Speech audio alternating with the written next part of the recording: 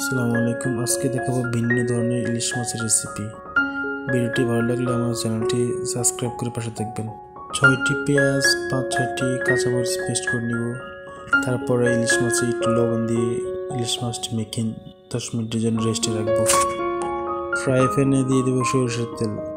এই রেসিপিটি সরষের তেল দিয়ে রান্না করলে অসাধারণ লাগে। তারপর দিয়ে দিব কাঁচামরিচ পেঁয়াজ পেস্ট। তার মাঝে দিয়ে দিব অল্প একটু হলুদ গুঁড়া দিয়ে এটাকে ভালো করে মিক্স করে নিব। মতন একটু লবণ দিয়ে দিব।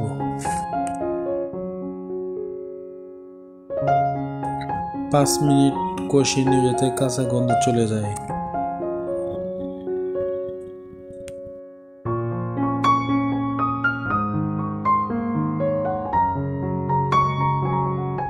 আমাদের কষানো শেষ। এবার দিয়ে দিব মাছ।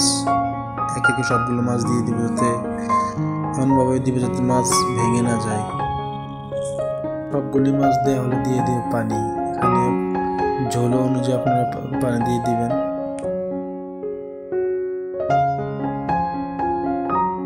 ঢাকনা দিয়ে ঢেকে দিব 5 মিনিটের জন্য।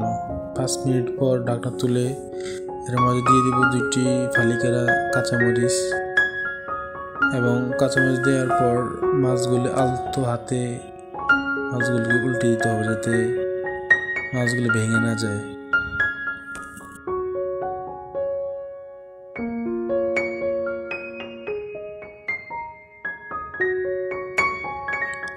রেসিপিটি কেমন হয়েছে কমেন্ট করে জানাবেন এবং ভিডিওটি ভালো লাগলে লাইক করে পাশে থাকবেন।